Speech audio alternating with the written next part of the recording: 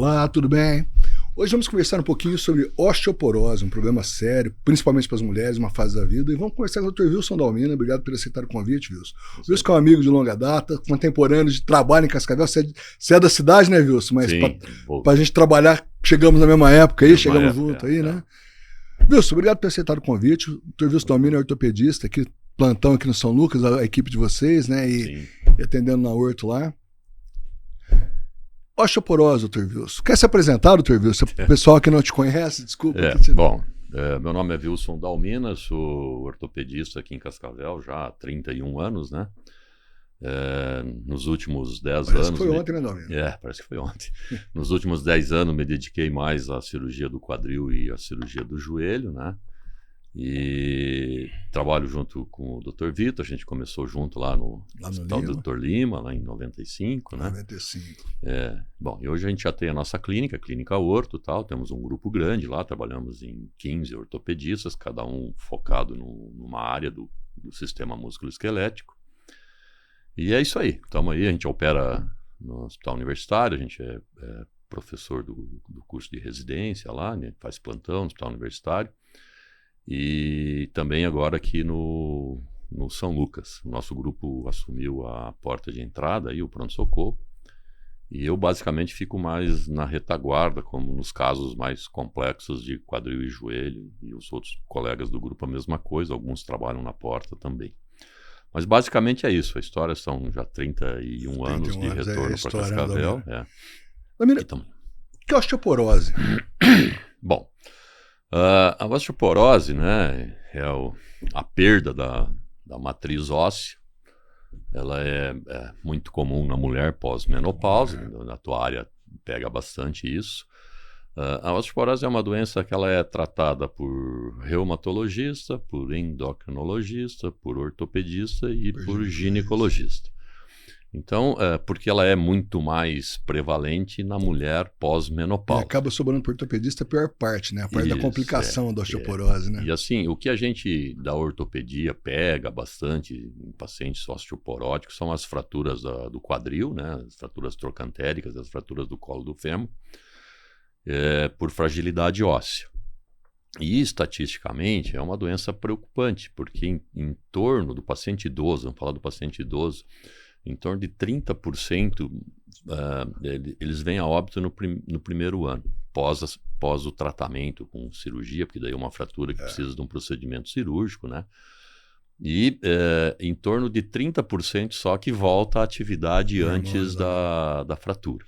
Então, por isso a importância dos cuidados na prevenção da osteoporose. Sempre melhor prevenir do que remediar, né? Com certeza. E a osteoporose, no Brasil, a gente considera ela uma doença silenciosa, porque a gente só percebe a osteoporose depois que o paciente faz uma fratura. Muitas vezes. Então, assim, as fraturas por fragilidade, né, pela osteoporose, muito comum no paciente idoso. Então, as mais comuns são as fraturas do punho, as fraturas do quadril, as fraturas do húmero proximal, as fraturas do ombro e tal.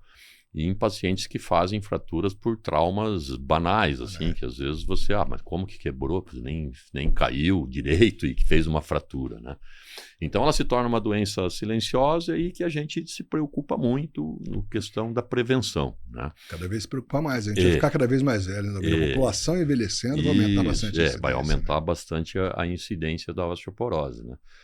E basicamente, quem começa tratando a osteoporose normalmente é o ginecologista, porque a gente sabe que a reposição hormonal em quem é possível fazer é um tratamento, né? de... Na ginecologia, por exemplo, 70% da osteoporose se instala nos 4 primeiros anos da menopausa. Isso. E a reposição hormonal, quem repõe o hormônio não precisa tratar, ele já está tratando a osteoporose, né? Com reposição hormonal. Com reposição hormonal, já previne essa osteoporose, já trata a osteoporose, diminui a incidência de fratura. E O grande problema é quando para. A gente não tem uma certeza ainda se esse osso ganho ou deixado de ser perdido pela reposição hormonal, ele se mantém depois, né? Então tem que cuidar com hábitos de vida, essa coisa toda. Isso, mas parece que se individualmente, né? A gente, com os 31 anos aí, nós vamos tendo algumas vantagens, né? Pacientes daquela época a gente veio tratando com reposição, que está fazendo, que a gente faz as densitometrias agora, elas têm qualidade óssea muito boas. Então... Isso. Você falou da densitometria e o balizador, isso é mundialmente, né? Que é o exame que define se você tem que tratar ou não. Quando fazer a densitometria? Assim, de um modo geral, você tem que fazer na mulher, quando ela entra na menopausa, para você ter um parâmetro. Meu osso estava assim aos 50 anos de idade. E aí repetir anualmente para ver se vai perdendo massa óssea. E conforme essa variação, você tem que atuar. Então, assim, a mulher que pode fazer reposição hormonal da menopausa, porque tem algumas que não pode, né? Você vai fazendo e vai fazendo controle. Só a reposição hormonal seria o suficiente para você manter a qualidade óssea por um tempo. Os estudos falam em torno de 10 anos de pós-menopausa, com reposição hormonal você segura a perda óssea.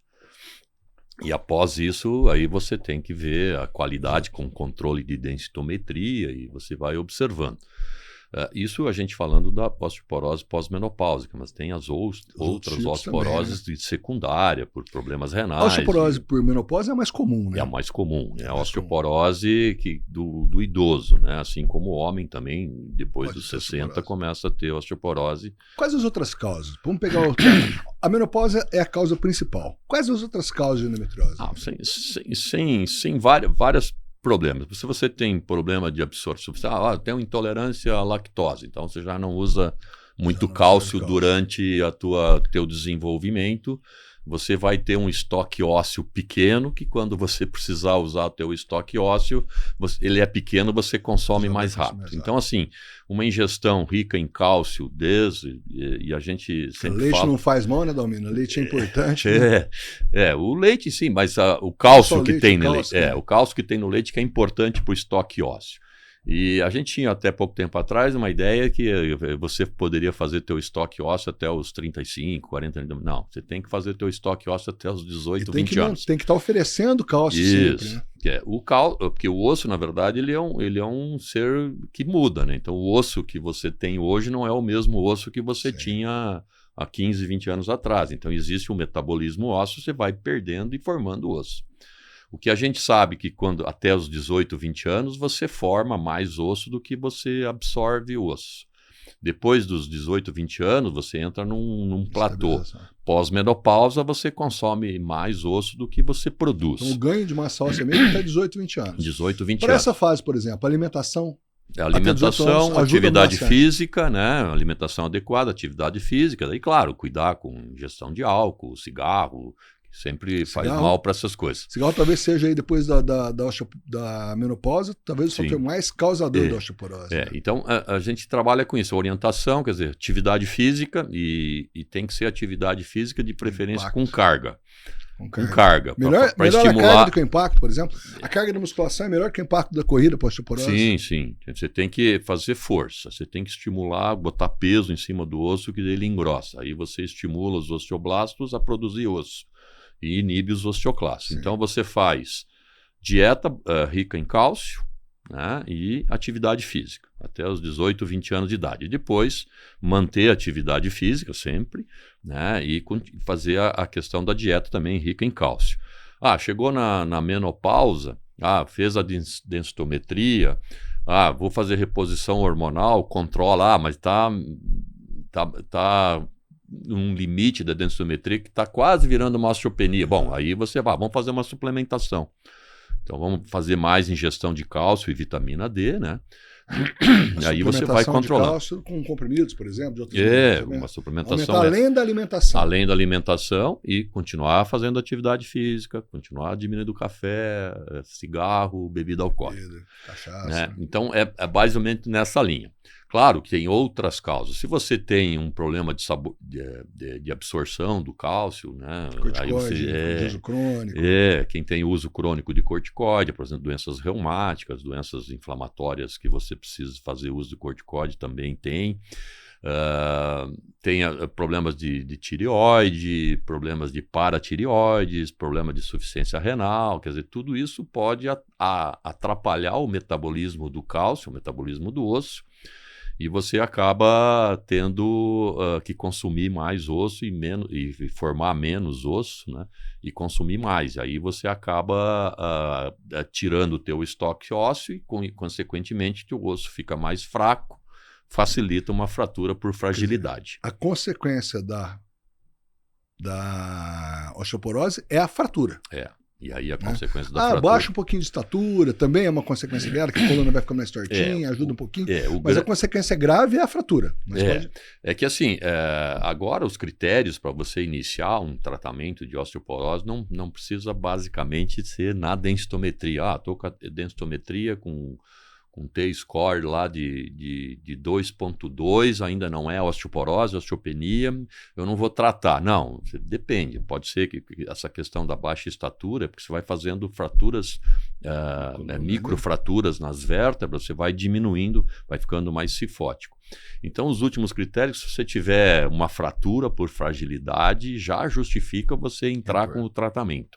Não só a reposição de vitamina D e cálcio, mas assim como um estimulante ou inibidor dos osteoclastos, que tira o osso, né, que absorve o cálcio do osso, ou então com um estimulante dos osteoblastos.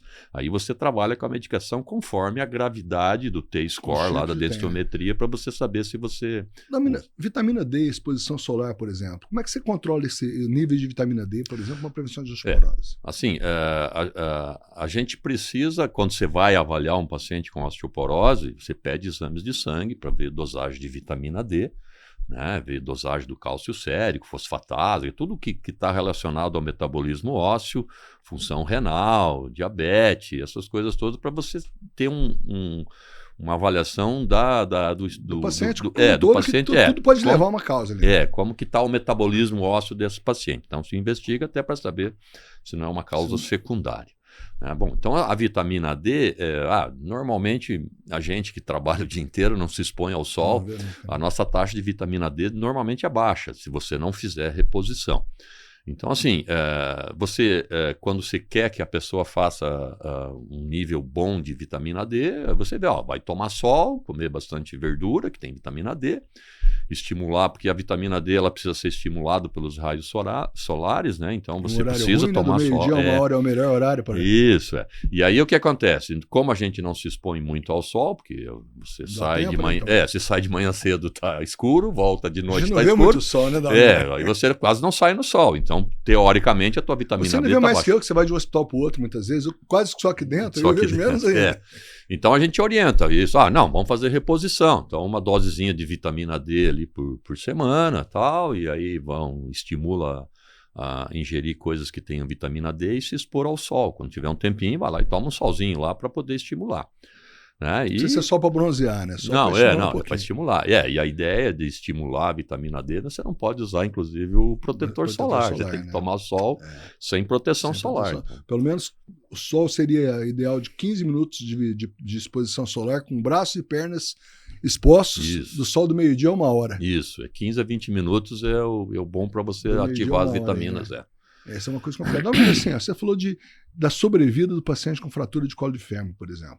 Às vezes está lá uma pessoa de 80 anos, 70 anos, ou até mais, produtiva, trabalhando bem, cabeça boa, tudo certinho, cai um tombo, quebra o colo de fêmur, vai para a cama, da cama vai complicando, e aí a pessoa, depois disso, acaba sendo... Alguns voltam, ou 30% volta, 30% fica mais ou menos, e 30% morre em um ano. Né? Então, assim, esse é um problema muito, muito grave, né, Dalmina? Isso. Como é que está essa situação da fratura de colo de fêmur hoje? A cirurgia, como é que ela é feita? Como é que está essa situação hoje? A gente entra numa outra coisa meio grande, mas uma pinceladinha para nós aí. Então, assim, a primeira preocupação da gente sempre é a questão da prevenção da osteoporose para o paciente não chegar com uma fratura.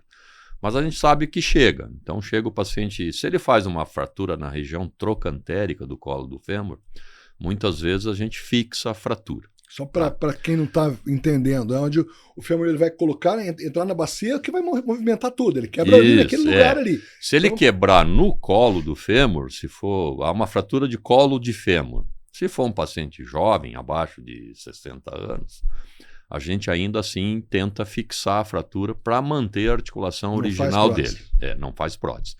Se é um paciente acima de 60 anos, é uma fratura de colo de fêmur, a gente parte para a artroplastia. É uma cirurgia de substituição, cirurgia grande, com riscos, né, de outros problemas relacionados ao procedimento. E aí, dependendo da idade do paciente, da atividade da vida diária dela, você faz ou uma prótese total ou uma prótese parcial.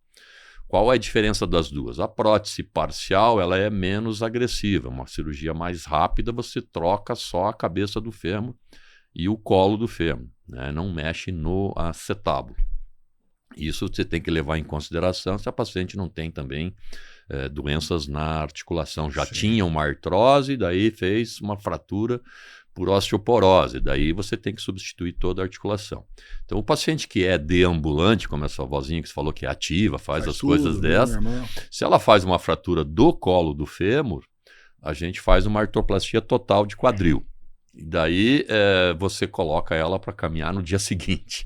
Brincadeira, você né, tenta fazer com que ela seja ativa o mais rápido possível, porque voltar ao normal para não complicar a vida do porque essas estatísticas de 30% morrer no primeiro ano é por causa da imobilidade do idoso. O idoso fica parado, todo mundo que fica parado tem problema, né? E então você faz esse tipo de procedimento no intuito de devolver o paciente o mais rápido possível para as atividades da vida diária. Não é só a perna, né? O resto todo que vai complicar. Do corpo, né? Porque uma cirurgia atrapalha. Um paciente de 80, 90 anos submeter uma cirurgia tem riscos, tem anestesia, pode sangrar. Então, são coisas que você precisa pensar como um todo.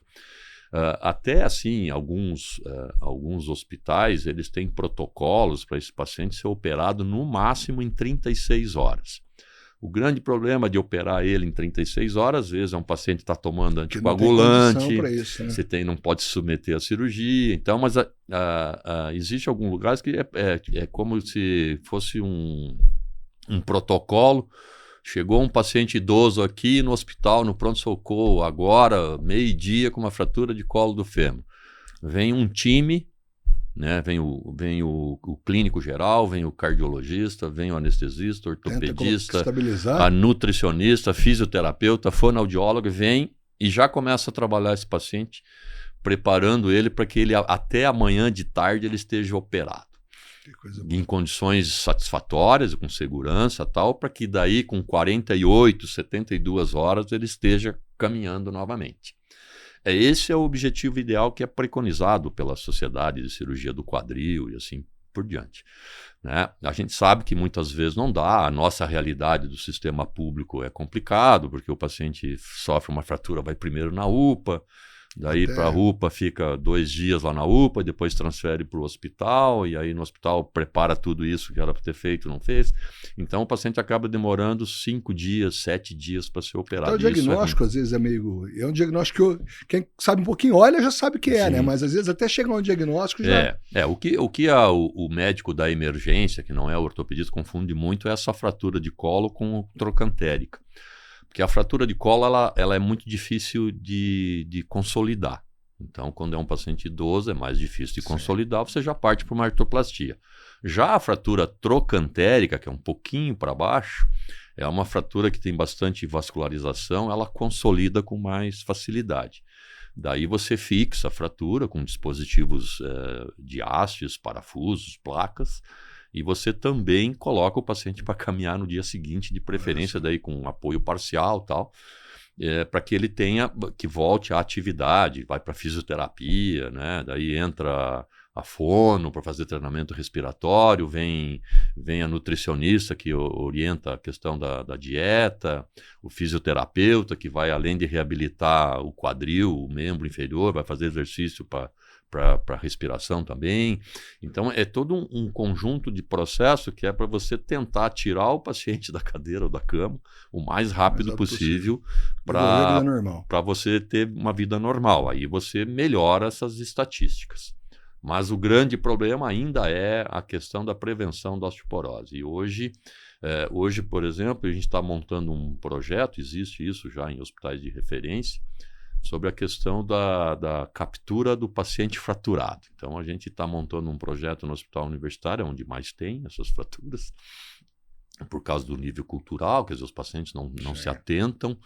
A rede básica de saúde nossa não é treinada para fazer essa prevenção da osteoporose, muitas vezes sabe que tem, mas não tem acesso a questões de exames complementares, e o paciente não trata, daí ele chega no hospital fraturado. Então a gente vai montar um projeto agora, porque esse paciente chega fraturado hoje, ele trata dessa fratura, passa um ano, ele vem de novo com outra fratura por fragilidade. Por quê? Porque não tratou a osteoporose. Então a ideia nossa agora é capturar esses pacientes, botar no ambulatório e fazer uma pesquisa e fazer tratamento de osteoporose. Só esse tratamento, por exemplo, ele não vai mudar a densitometria. A densitometria vai continuar ruim, né, Dalmino? Mas não, ela pode melhorar. Mas não é uma melhora tão significativa. Não, você pode ganhar até 5%, 6% com medicação. Mas mesmo que ela não mude, por exemplo, ela diminui esse teste de fratura. Sim, sim. Então, assim, o tratamento mudou, ganhou lá 5% que seja de melhora no osso. Sim. Né? Foi de menos 2, 2,5, menos 3 para menos 2,5, por exemplo. Isso. Né? Que também não está tão bom, mas não vai fraturar. Apesar do osso ruim, você diminui a incidência de fraturas. A incidência de fratura, que é o mais importante. Sim, né? claro. É o mais importante.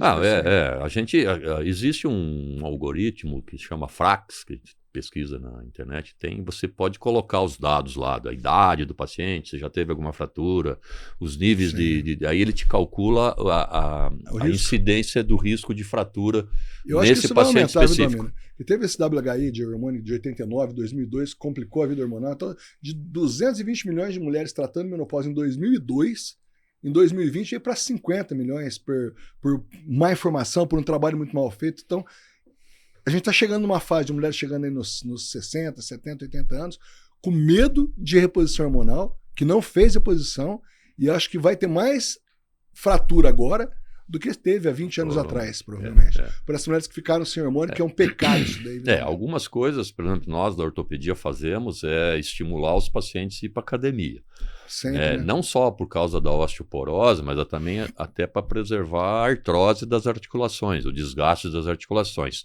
Claro que tudo com orientação, com exercícios mais direcionados, porque senão você vai na academia, você acaba machucando o joelho daí. Não quebra o osso, mas o joelho estraga. Então a ideia é fazer movimento, ganhar força muscular, ter qualidade de vida, né? Tem que dormir bem, tem que se alimentar bem, ingerir muita água, fazer a dieta balanceada. Eu não falo só de ginecologia, né? A gente tem 30 colegas de todas as áreas, a gente vai aprendendo um monte aqui na minha situação aqui. Mas já veio neurologista, nutricionista, ortopedistas, médicos de todas as especialidades já veio aqui. A gente está com 80 quase programas aqui.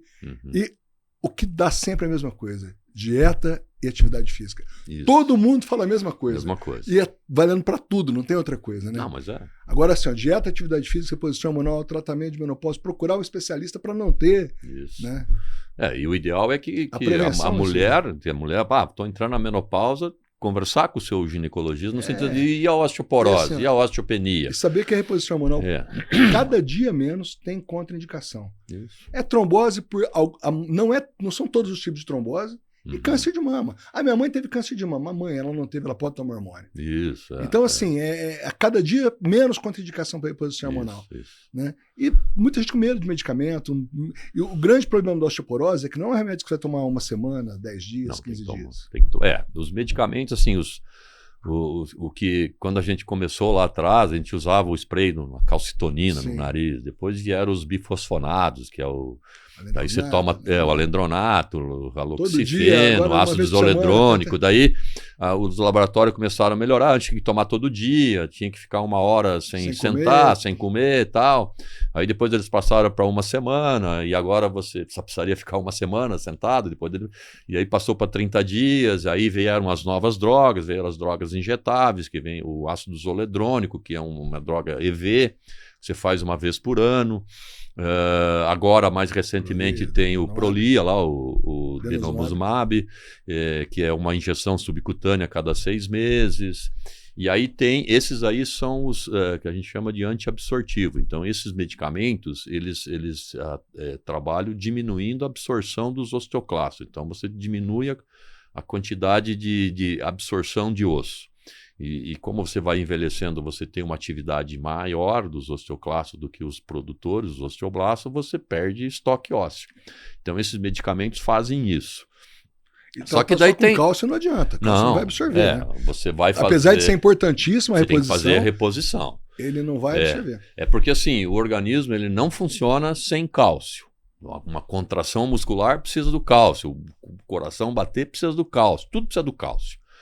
Se você não ingere o cálcio, o organismo vai buscar no osso. Sim. E aí você tira mais cálcio do osso, deixa ele mais fraco, fica com osteoporose, quebra com facilidade. Então o tratamento tem que fazer a reposição. Então a primeira linha de tratamento da osteoporose é a reposição de cálcio e vitamina D e atividade física. E só isso não está suficiente? Tem que inibir a absorção, continuar mantendo a reposição. Aí, esses mais antigos, os bifosfonados, que são antirreabsortivos, eles você tem que fazer um tratamento. Aí, algum deles você tem que fazer o que a gente chama de ano de pausa, né? Que é para. Porque se você usa bifosfonado por mais de 5 anos, você deixa o osso mais seco. Mais vítreo. E ele quebra também. Faz uma fratura por outra causa. E uma fratura tipo vidro, né? Quebra por isso, ele perde a elasticidade. Também, né? Mas os injetáveis nem tanto. E aí a gente sempre fala para fazer o controle. Não, estou tomando durante 5 anos, faz uma pausa ou troca por um estimulante, né? Que daí entra o romosumab, aí, o Evenity, o ateriparatida, que são medicamentos que estimulam a produção de osso. E esses medicamentos, eles estão mais indicados para aquela osteoporose bem grave. O paciente já está lá com um T-score de 4, 3.8, 4, que o risco de fratura é iminente. Daí você entra com esses estimulantes de produção óssea. Aí, na sequência desse tratamento, 1 ano fazendo isso, você tem que passar de novo para o antirreabsortivo. O Prolia, por exemplo, que é o que está mais na moda agora, ele tá ainda, os trabalhos estão mostrando que você pode usar ele 10 anos, que não vai ter problema. Não vai ter problema. Já o romosumab, que é o Evenity, que você usa para casos mais graves de osteoporose, você usa uma dose... Se usa durante 1 ano, né? E aí depois você tem que entrar ou com o Prolia ou com o bifosfonado. Os trabalhos têm mostrado que você perde tudo que você ganhou nesse ano. Se você abandonar o tratamento, também você perde. O grande problema da osteoporose é isso aí, né? A manutenção do tratamento. Funciona muito bem, às vezes não melhora o osso, mas nem tanto assim. Mas ele diminui a incidência de fratura enquanto está em uso do medicamento. Isso, e aí você tem que usar sempre. Parou de usar os medicamentos. É que nem remédio para diabetes, você tem que usar sempre. O diabetes, emagreceu, pode melhorar o diabetes, fez uma bariátrica, alguma coisa. Com a osteoporose, a osteopenia é o contrário. Se emagrecer, ela piora inclusive, né? Porque a osteoporose é mais em paciente magrinho do que paciente obeso por causa do peso. O peso estimula a gordura tem uma reserva de estrogênio, por exemplo, né? Então. Que mantém esse osso com... O estrogênio, a vantagem de estar acima do peso da gordinha talvez seja o osso. O osso, né? Mas é ruim para a articulação daí. Mas aí tem outro lado. Ela não precisa estar gordinha e ter o estrogênio no tecido adiposo. Ela faz uma reposição hormonal. Pronto, acabou o problema dela. Dalmino, você tem que trabalhar agora mesmo aí, né? Então, cirurgia. Muito obrigado aí por ter arrumado um tempinho pra gente, que o tempo do Dr. Dalmino é o negócio mais difícil do mundo, né? Infelizmente a gente trabalha muito. Obrigado por aceitar o convite. É isso. Trabalha muito porque faz bem feito e todo mundo te procurando aí. É isso aí. Abraço, Dalmino. Até uma próxima aí. Obrigado.